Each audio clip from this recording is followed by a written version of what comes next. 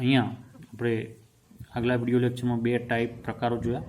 હવે અહીંયા પણ આપણે જે છે એ બીજા 3 પ્રકારો છે type of elasticity of demand એટલે માગણી મૂલ્ય સાપેક્ષતાના પ્રકાર. તો તેમાં ત્રીજા નંબરમાં છે યુનિટ ઇલાસ્ટિસિટી ઓફ ડિમાન્ડ એટલે કે યુનિટ એટલે કે એક સરખા પ્રકારનો ફેરફાર થાય છે તેવી જે માગ છે તો તેને જે છે યુનિટ ઇલાસ્ટિસિટી ઓફ ડિમાન્ડ તરીકે ઓળખવામાં આવે છે. તો અહીંયા આવ્યું છે કે તો in this to be other factor concentration change in the quality demand is the equal to change it is the price to be in the called unit elasticity of demand. તો અહીંયા જે છે કે વસ્તુની માગમાં થતો ફેરફાર અને વસ્તુની કિંમતમાં થતો ફેરફાર બંને જો સરખા હશે તો તેને યુનિટ ઇલાસ્ટિસિટી ઓફ ડિમાન્ડ તો એકમ મૂલ્ય સાપેક્ષ માગ તરીકે ઓળખવામાં આવે છે. તો આપણે આકૃતિ દ્વારા જોઈએ તો અહીંયા જોઈ શકો છો કે અહીંયા OX OY રેખા પર પ્રાઇસ દર્શાવી છે, OY રેખા ઉપર લંબધરી પર પ્રાઇસ દર્શાવેલી કિંમત દર્શાવેલી છે, OX લંબધરી પર ડિમાન્ડ દર્શાવેલી છે. તો અહીંયા આપણે જોઈ શકીએ છીએ કે વસ્તુની પ્રાઇસ જ્યારે OQ હોય છે ત્યારે વસ્તુની કિંમત OM હોય છે. હવે વસ્તુની પ્રાઇસ OD થાય છે ત્યારે વસ્તુની માગ પણ ON જેટલી થાય છે. એટલે કે પ્રાઇસ QD અને MN બંનેમાં થતો ફેરફાર કેવો છે? સરખો. યુનિટ એટલે કે સરખું. બંને થતો ફેરફાર કેવો છે? પ્રાઇસમાં QD ફેરફાર થાય છે તો ડિમાન્ડમાં પણ MN જેટલો ફેરફાર થયેલો જોવા મળે છે. એટલે કે બંનેમાં થયેલો ફેરફાર કેવો છે? સરખો છે. તો એક સરખો ફેરફાર થાય છે તેને જે છે એ યુનિટ ઇલાસ્ટિસિટી ઓફ ડિમાન્ડ એટલે કે એકમ મૂલ્ય સાપેક્ષ માગ તરીકે ઓળખવામાં આવે છે. એટલે કે પ્રાઇસમાં થતો ફેરફાર અને ડિમાન્ડ બંનેમાં થતો ફેરફાર ઇક્વલ જે છે એ બંને સરખો થાય છે. ઇક્વલ એટલે કે સરખું. Demand is equal to change in the price be to collect unit elasticity of demand. તો એટલે કે માગમાં થતો ફેરફાર અને કિંમતમાં થતો ફેરફાર બંને જો સરખા હોય તો તેને યુનિટ ઇલાસ્ટિસિટી ઓફ ડિમાન્ડ એટલે કે એકમ મૂલ્ય સાપેક્ષ માગ તરીકે ઓળખવામાં આવે છે. તે આપણે આકૃતિ દ્વારા જોયું. હવે નંબર 4 છે રિલેટિવ ઇનઇલાસ્ટિસિટી ઓફ ડિમાન્ડ. તો in this to be other factor અન્ય પરિબળો યથાવત રહે તો concentration change the equal demand is less than it changes the it is price it is to be and collected inelasticity of demand. તો આપણે જોઈએ કે વસ્તુની કિંમતમાં થતો ફેરફાર કરતાં વસ્તુની માગમાં થતો ફેરફાર ઓછો હોય તો તેને રિલેટિવ ઇનઇલાસ્ટિસિટી ઓફ ડિમાન્ડ મૂલ્ય અનપેક્ષ માગ તરીકે ઓળખવામાં આવે છે. તો તે આપણે આકૃતિ દ્વારા સમજીએ. તો અહીંયા OX જે રેખા છે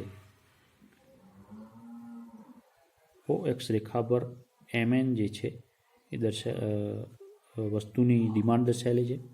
OY લંબદ્વિ પર વસ્તુની પ્રાઇસ દર્શાવેલી છે. અહીંયા પ્રાઇસ છે, અહીંયા ડિમાન્ડ છે. તો અહીંયા OQ જ્યારે વસ્તુની પ્રાઇસ હોય છે ત્યારે OM વસ્તુની ડિમાન્ડ હોય છે. હવે વધીને QD જેટલી પ્રાઇસ થાય છે ત્યારે વસ્તુની માગમાં MN જેટલો વધારો થયેલો જોવા મળે છે. આપણે જોયું કે QD અને અહીંયા બંનેનું અંતર કેવું છે? ઓછું છે. અહીંયા વધારે ફેરફાર થાય છે, અહીંયા ઓછો ફેરફાર થાય છે. એટલે કે અહીંયા કિંમતમાં થતા ફેરફાર કરતાં માગમાં થતો ફેરફાર ઓછો હોય, કિંમતમાં થતા ફેરફાર કરતાં માગમાં થતો ફેરફાર ઓછો હોય તો તેને જે છે એ રિલેટિવ ઇનઇલાસ્ટિસિટી ઓફ ડિમાન્ડ એટલે કે મૂલ્ય અનપેક્ષ માગ તરીકે ઓળખવામાં આવે છે. એટલે કે અહીંયા ડિમાન્ડમાં થતા ફેરફાર કરતાં માગમાં થતો પ્રાઇઝમાં થતા ફેરફાર કરતાં ડિમાન્ડમાં થતો ફેરફાર ઓછો હોય ઇન્ક્રીઝ તો એને જે છે અહીંયા આપ્યું છે કે ઇલાસ્ટિસિટી ઓફ ડિમાન્ડ કરતાં જે છે એ માગમાં થતો ફેરફાર ઓછો હોય, પ્રાઇસ કરતાં માગમાં થતો ફેરફાર ઓછો હોય તો એને જે છે એ રિલેટિવ ઇનઇલાસ્ટિસિટી ઓફ ડિમાન્ડ એટલે કે જે છે એ મૂલ્ય અનપેક્ષ માગ તરીકે ઓળખવામાં આવે છે. તો તે આપણે આકૃતિ દ્વારા જોયું. તો આ રીતે જે છે એ રિલેટિવ ઇનઇલાસ્ટિસિટી ઓફ ડિમાન્ડને ઓળખી શકાય. ત્યારબાદ છે પરફેક્ટ ઇનઇલાસ્ટિસિટી ઓફ ડિમાન્ડ. છેલ્લો અને પાંચમો પ્રકાર છે પરફેક્ટ સંપૂર્ણ મૂલ્ય અનપેક્ષ માગ એને તરીકે ઓળખવામાં આવે છે. તો એને કઈ રીતે in the other factor consist the quality demand is the consist but price of it is we change perfect inelasticity of demand. A perfect inelasticity of demand curve is the vertical staging line perhaps f the y ed. તો એ જે આપણે જોઈએ કે જે perfect ઇનઇલાસ્ટિસિટી of demand એટલે કે સંપૂર્ણ મૂલ્ય સાપેક્ષ માગની જે રેખા જે છે ઓવાય અભિધરીને સમાંતર થયેલી જોવા મળે છે. તો તે આપણે જોઈએ. તો અહીંયા આપણે જોઈ શકીએ છીએ કે આકૃતિમાં પ્રાઇસ એન્ડ ડિમાન્ડ. તો અહીંયા પ્રાઇસ દર્શાવેલી છે, અહીંયા ડિમાન્ડ દર્શાવેલી છે. તો આપણે જોઈ શકીએ છીએ કે જ્યારે વસ્તુની ડિમાન્ડ ઓ એન હોય છે ત્યારે વસ્તુની પ્રાઇસ વસ્તુની પ્રાઇસ ઓ ક્યુ હોય છે. વસ્તુની પ્રાઇસ ઓ ક્યુ બરાબર. હવે વસ્તુની પ્રાઇસ વધીને ક્યુથી ડી થાય છે ત્યારે અહીંયા ડિમાન્ડમાં કોઈ પ્રકારનો ફેરફાર થતો નથી. એટલે કે પ્રાઇસમાં ગમે તેટલો વધારો થશે પણ વસ્તુની માગમાં ડિમાન્ડમાં જે નજીવો ફેરફાર થાય છે તો અહીંયા અહીં દર્શાવ્યો નથી, પણ જે કોઈ વસ્તુ એવો છે કે જેમાં નજીવો ફેરફાર થાય છે તો તેને જે છે એ પરફેક્ટ ઇનઇલાસ્ટિસિટી ઓફ ડિમાન્ડ સંપૂર્ણ મૂલ્ય સાપેક્ષ માગ તરીકે ઓળખવામાં આવે છે.